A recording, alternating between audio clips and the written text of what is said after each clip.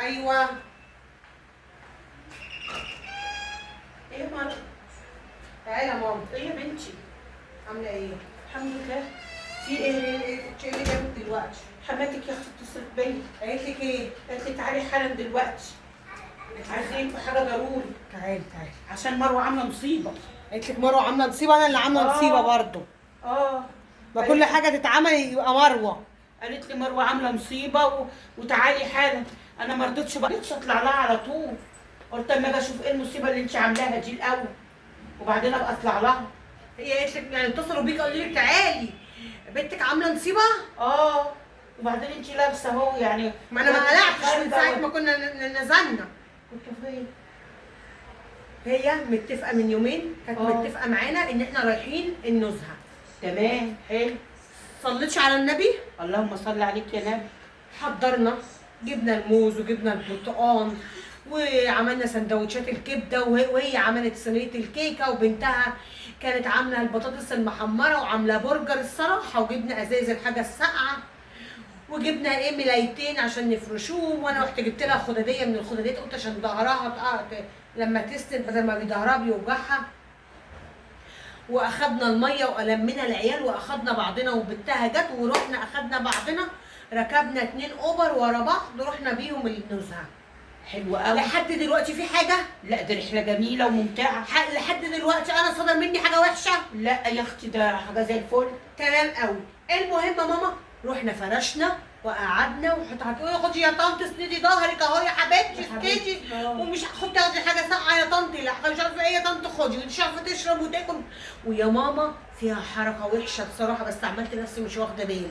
تاخد يا ماما كده من الموز تقطف فيه كده وتاكل واحده وتشيلها 2 في الشنطه، انا واخده بالي. عارفه دنقه شويه حماتي.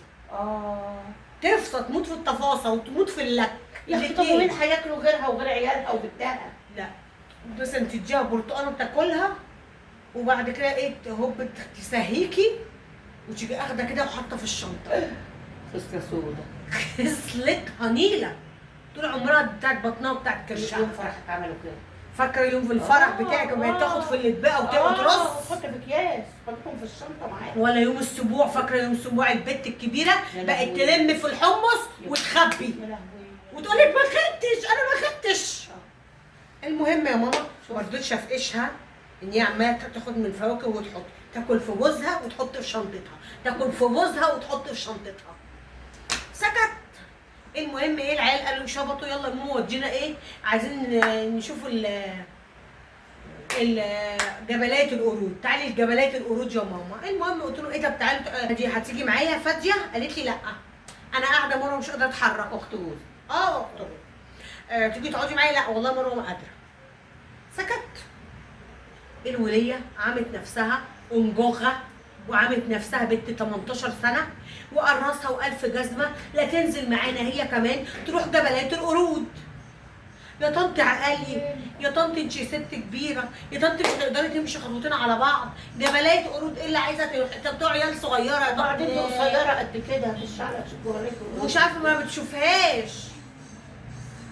وصممت قلت خلاص يا مروه، يا ما كبرنا يا ما صغرنا يا مروه مسيرك يا مروه تبقي برضو حما. وسكت يما. يا حبيبتي. واخدتها وليه يا اختي ماشيه ايه فرق علوس كده وهي ماشيه، ورحنا النزهه ورحنا جبلات القرود. تمام. والعيال طبعا خايفه على العيال خايفه عليهم احسن العيال ايه يتشعبطوا والقرود يا ماما تعمل الحركات والتريكات ومش عارفه ايه. ومش عارفه القرد اللي مسمينه عندنا توفيق الدقن ده شبه. عارفاه في شبه منه طبعا. المهم ايه وهزار وضحك ايه وانت عارفه. بس صدقي ماما شفت لك قرده شبهها قلت هي توتو نفس الشكل توتو يا اختي. شبه حماتي بالظبط. المهم راح تتفرج على قرايبها. راح اتفرج على نفسها مش على قرايبها. المهم يا ماما ايه الوليه عايزه تتشعبط جعفاء قصيره كده مكيره. المهم قامت راحت جت قالت لي ايه مروه خدي شنطتي، امسكي الشنطه عشان اعرف اتفرج على القرد. قلت لها طب خلي بالك يا طنط لا تقع جوه جبلات القرود. ان شاء الله انت بتدعي عليا؟ قلت له ما بدعيش، بتحذريها. انا بحذرك. اه. المهم يا ماما، وهي فضلت ايه متدلدله شبه العيال الصغيره وتبسبس ايه يا قطه؟ ده قرد ياما. مسكها. انا بقى عماله ايه ماسكه شنطتها وبشوح بيها كده للقرود والعيال يهزروا ونحدفوا ايه والسوداني كنا جايبينه ومش عارفه ايه، والقرود ايه لما يقولوا معانا سوداني بقى واقفين لنا. وانا بعمل كده للقرد قامت راحت الشنطه بتاعتها درب وقعت تحت في الجبلات القرود. يا مسلسل. والوليه شافت شنطتها واقعه وصوت فرجت عليا جنينه الحيوانات كلها. وقوم القرود تسكت، القرود يما اتلمت. قوم لما الشنطه وقعت طلق الموز طلع والبرتقال طلع. وطبعا لقيت لك القرود كلها لما لقت الموز اتهبلت طلعوا من شنطتها الموز وانا ابص لها وهي من كسفتها تصوت تقول لي انت عامله بالعين، انت اللي راميه شنطتي بالعين. كل ده عشان ايه؟ اتقفشت ان الموز طلع من الشنطه. وهوب تخيلي هوب في مرايه كانت شايلاها جوه القرد يما اتلحس لقى المرايه بقى يبص يشوف نفسه بقى كده، والناس شافت الموقف هي ومق وكركر. عايزه اقول لك كان رياكشن وكان حركات وتركات للقرد بشنطه حماتي.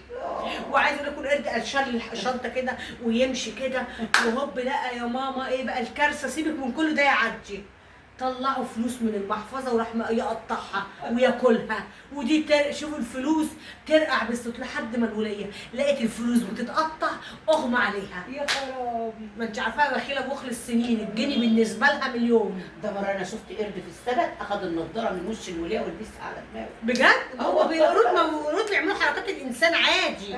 اخذ النضاره لبسها على دماغه وبقينا واقفين مش عارفين نعمل ايه. المهم يا ستي طبعا بقى ايه جابوا بتاع الراجل بتاع القرود نزل تحت وجاب لنا الشنطه ولم الحاجه. بس طبعا خلاص الموز اتاكل والبتاع اتاكلت والفلوس اتقطعت وحتى المرايه اتكسرت لان ايه؟ لا قطعتها وورقها ما لقوه. بس كل حاجه بقى ايه متميله.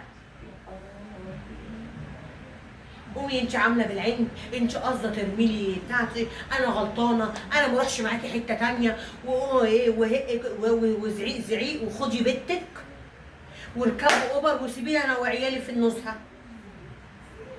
شفت الولايه واتصلي بابنك الحقني شوف مراتك عملت فيا ايه، انا مراتك دي تحرم عليا، انا مراتك ديت ما تلزمنيش، انا اتبهدل. انا اتسلط تقول له تبص هبالها تقول له ايه سلطت عليا القرود. يا ما كانت سلطت عليك القرود ليه؟ كانوا اصحابي. شوف الولايه ويقومها من اصل ما تقعد محترمه جنب شجره ولا جنب اي حاجه. بس بقى وده اللي حصل. رحت خدت بعضي ولميت عيالي ولميت الحاجه وركبت انا كمان تاكسي وجيت وراهم. وبعدين ده هنعمل معاها ايه الوليه دي؟ مش عرفني بقى شغل الجنان بقى مشتغل تحت. ابنها يجي بقى يديها 200 ولا 300 400 جنيه اللي اتقطعوا من كده وخلاص بقى يحل الموضوع. هعمل لها ايه يعني؟ حد قال لها تروح عايزه اشوف القرد، عايزه اشوف القرد، هو في قرد بيشوف نفسه؟ لا وبعدين هي اتبسطت كده بحركات القرود. طب انت هتعملي ايه؟ هتطلعي تعملي ايه فوق عندها؟ انا مش عارفه اقول لها هطلع طيب خاطرها بكلمتين واقول لها ما كانتش تقصد. يعني هي مثلا سلطت القرد عليكي وكان القرد ده من بقيه عيلتنا ولا كان القرد ده احنا بينا وبينه علاقه قبل كده؟ والله ولا تطلعي لها ولا تنزلي لها. انت برضه حاجه غلطانه يا حاجه ان قمتي تتفرجي على القرود. ده تسيبي الفرجه للقرود يعني العيال، مش انت اللي تقومي تتفرجي على القرد يا حاجه. بس هتقولي انت اللي رميتي الشنطه، متهيألها ان انت رميتيها اصلا. هي اصلا موسوسه فهتلاقيها الوسواس على اعلى مستوى. ده هي تلاقيها الشنطه من كتر ما حطت فيها الموز والبرتقال ما تقيله ايدها اتعملت. ايوه على فكره هي الايد اصلا اتقطعت. وبعدين هي كمان بخيله تلاقي الشنطه دي عندها بقى لها سنين. لا هي ميته على الفلوس مش شنطه وميته ان اتقفشت ان هي بتخبي الفواكه جوه الشنطه. دايما القرود ما رحموها كانت بتشيل. ما هي ما بترحمش حد عشان ربنا يرحمها. كانت بتشيل القرود. طب وبعدين هتعملي ايه؟ اطلع لها طيب خاطرها بكلمتين خلاص.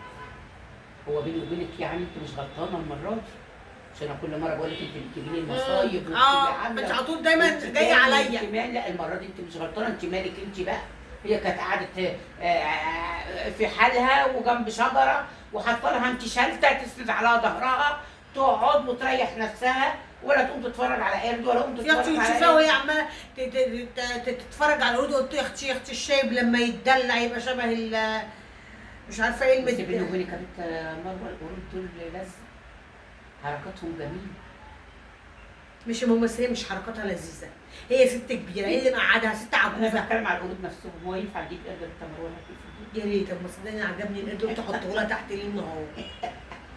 عشان تفكريها بالذكرى الأليمة. بالذكرى القديمه، الذكرى مش هتتنسى، مش هتتنسى طول الحياه. ده انت هتخليها تروح تروح حضرتك يا اختي وتشوفيها وتتدلع، عايزه اشوف القرد، انا عايزه اشوف قدام، بس كده ايه ده؟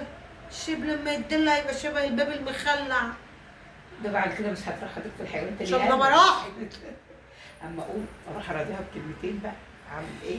والله العظيم بس يا رب. المره دي انت مش غلطانه. ايوه بقى اطلعي لي بقى كده وجيبي حق بنتك شويه بقى، ولو مره في حياتك. بس شويه وشويه برضه هنشد ونرخي. ماشي يا ماما، يلا. ها؟ ماشي يلا يا ماما. اما انت عليكي تطلعي.